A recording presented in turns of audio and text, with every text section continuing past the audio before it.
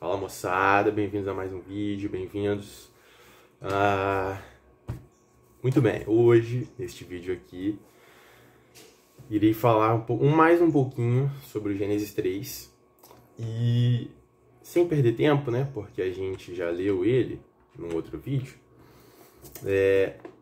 peço que você abra aí a sua Bíblia no Gênesis 3. Estou aqui com a minha Bíblia Ara, nem é minha na verdade, mas vou abrir aqui. Pronto, muito bem. No vídeo de hoje, como vocês viram pelo título, o tema vai ser a serpente do Gênesis 3. Era o diabo mesmo? Com certeza. Muito bem, vamos lá. Para contextualizar a gente onde a gente está, porque já tem algum tempo que eu não gravo, o Gênesis 2 termina com Adão e Eva já tendo sido criados, e o texto vai dizer que eles estavam nus e não se envergonhavam, beleza? Muito bem, então vamos entrar no Gênesis 3 com atenção a alguns detalhes. Vamos lá. Versículo 1. Mas a serpente, mais sagaz que todos os animais selváticos que o Senhor Deus tinha feito, disse à mulher. E aqui a gente tem um problema. Porque normalmente os animais não falam.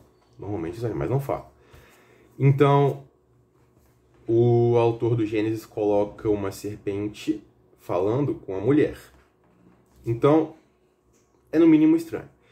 A palavra em hebraico utilizada para serpente é a palavra nahash. Que até onde eu entenda tem o significado de serpente mesmo, tá? Não seria nada muito diferente disso, não. Inclusive, pelo próprio texto, dá a entender que realmente é um bicho, né? Porque ele fala a serpente mais sagaz que todos os animais selváticos que o Senhor Deus tinha feito. Então, assim, parece ser um animal realmente. Tem um outro exemplo na Bíblia de um animal que fala, que é uma mula, que vai falar com o dono dela. Mas naquele episódio, parece que é Deus quem faz a mula falar, né? E aí, assim, Rodrigo, mas é muito difícil a gente acreditar que uma mula realmente falou, não sei o quê. Cara, eu sinceramente não acho, porque quem criou todas as coisas do jeito que são foi Deus. E Deus, além de ter criado as coisas, estabeleceu as regras do jogo. E quais são essas regras? Bom, a regra é, o ser humano fala e os animais não falam. Mas o próprio Deus que criou as regras do jogo é livre para mudar as regras do jogo quando ele bem entender e achar que deve. Então, assim, eu não tenho nenhum problema de acreditar que uma mula falou ou que uma serpente falou. No episódio da mula, a gente vai ver mais pra frente, eu posso estar errado, mas parece que foi o Senhor quem fez a mula falar. Aqui no Gênesis 3, a serpente fala e não parece ter sido Deus quem fez a serpente falar. Então, é no mínimo estranho, mas tudo bem, vamos lá. A serpente mais sagaz que todos os animais selváticos que o Senhor Deus tinha feito, disse à mulher, é assim que Deus disse, não comereis de toda árvore do jardim? Respondeu-lhe a mulher, do fruto das árvores do jardim podemos comer, mas do fruto da árvore que está no meio do jardim, disse Deus, dele não comereis, nem tocareis nele, para que não morrais. E aí no outro vídeo eu tinha até perguntado aqui se realmente foi isso que Deus tinha dito, porque até onde eu me lembro ele não disse que não podia tocar no fruto, só que não podia comer, mas tudo bem. Versículo 4. Então a serpente disse à mulher, é certo que não morrereis, porque Deus sabe que no dia em que dele comerdes, se vos abrirão os olhos, e como Deus sereis conhecedores do bem e do mal. Não sei exatamente o que isso quer dizer, mas é o que o texto diz. Vendo a mulher que a árvore era boa para se comer, agradável aos olhos, e a árvore desejável para dar entendimento, tomou-lhe do fruto e comeu, e deu também ao marido, e ele comeu. Abriram-se então os olhos de ambos, e percebendo que estavam nus, cozeram folhas de figueira, fizeram cintas para si. Muito bem.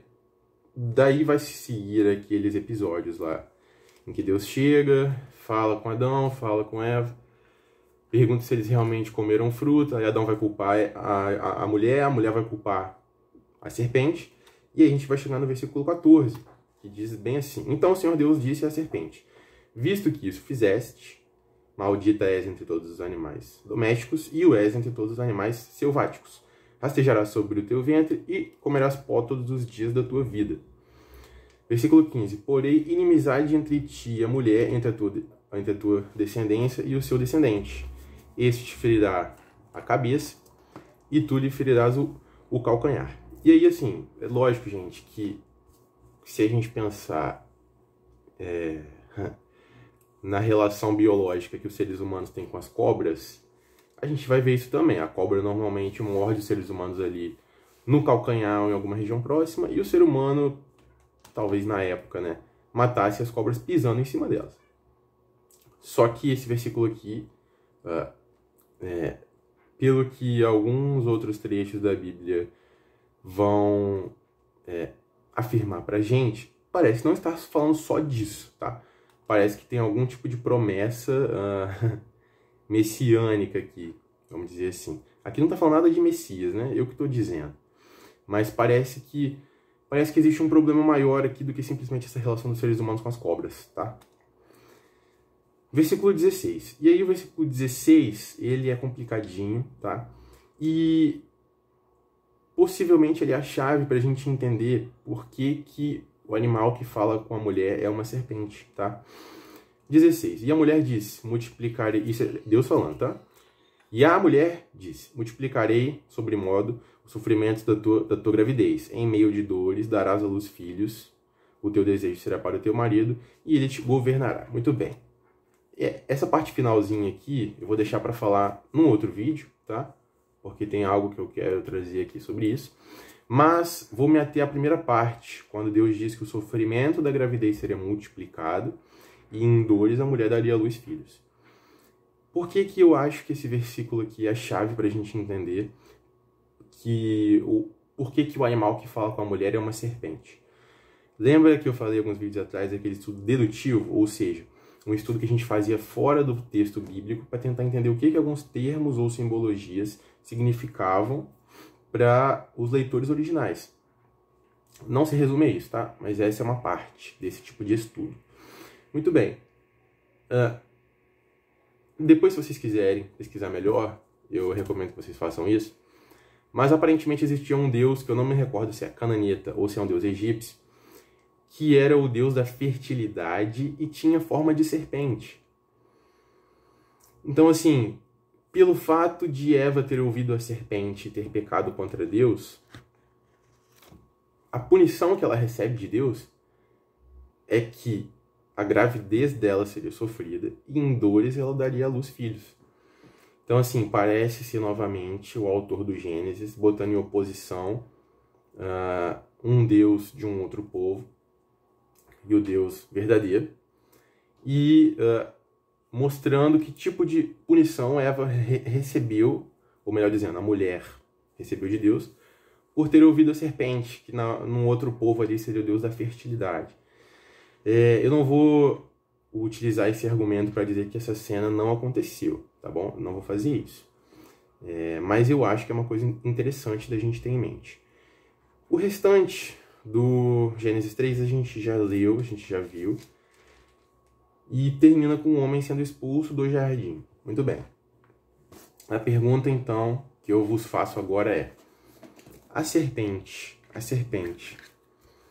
do Gênesis 3 é o diabo?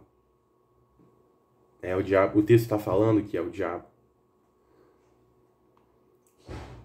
Assim, alguém pode virar para mim e dizer: não, Rodrigo, mas é óbvio que é o diabo. É óbvio que é o diabo.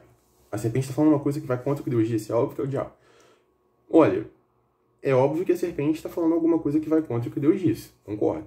Mas em que momento é óbvio que é o diabo? Porque tudo que é feito em oposição a Deus vem diretamente, única e exclusivamente do diabo em si? Não. Então, assim, inclusive, a minha ideia de criar este canal aqui no YouTube é que a gente realmente trate o texto com um pouquinho mais de carinho, né, tal. Então, assim, quem é essa serpente, afinal de contas? Vocês perguntam pra mim. Vocês perguntarem pra mim. É o diabo. É ele mesmo. Mas como é que eu sei disso? É porque eu fiz uma super leitura e o Espírito Santo falou pra mim? Não. Porque a própria Bíblia fala isso. Vou mostrar. Abre, por favor, sua Bíblia em Apocalipse 20. Eu vou abrir aqui a minha. Pronto. Apocalipse 20 fala assim: Isso é o apóstolo João falando, tá? Então vi descer do céu um anjo. Pronto. Então vi descer do céu um anjo. Tinha na mão a chave do abismo e uma grande corrente. Versículo 2. Ele segurou o dragão, a antiga serpente, que é o diabo, Satanás, e o prendeu por 1000 anos. Então, assim, a gente tem uma comprovação bíblica explícita de que a serpente do Éden era realmente o diabo. E isso aqui a gente não concluiu a partir da leitura do Gênesis 3 só. A gente leu o Gênesis 3, mas a gente viu que tem um outro trecho bíblico que prova, que diz pra gente que a serpente do Jardim do Éden era o diabo realmente. E por que eu digo isso? Tem alguns textos que muita gente pega e utiliza para dizer que falam sobre o diabo, que em nenhum momento a Bíblia diz isso pra gente, ou sugere pra gente. Um exemplo, se eu não me engano, é em Ezequiel 28, que Ezequiel fala sobre o rei de Tiro, que era um ser humano, rei de um local real. E muita gente pega aquilo ali para dizer que é um texto que fala sobre o diabo. Só que, além de o texto em si estar dizendo que é sobre um homem, a gente sabe que existe uma linguagem poética que utiliza figuras de anjos e tal para falar sobre reis. Então, assim, me parece ser muito mais um texto sobre um rei humano do que sobre o diabo, tá? Não quero que esse vídeo fique muito grande. No próximo vídeo eu vou falar um pouquinho sobre o Gênesis 4, um pouquinho. E depois eu pretendo avançar um pouco mais rápido, tá bom? No próximo vídeo também, eu vou trazer uma dúvida para o qual eu não tenho resposta. Então, se vocês entenderem a minha dúvida e não tiverem resposta para ela, sugiro que vocês levem ao pastor da igreja onde vocês frequentam, ou para alguém que vocês conhecem, que sabe a Bíblia um pouco mais. E vocês me respondam também, porque eu preciso de ajuda para entender algumas coisas, beleza? Obrigado aí pela atenção e espero que tenha ficado claro que às vezes a Bíblia não é tão clara assim. Às vezes não é tão simples a interpretação, beleza? Um abraço.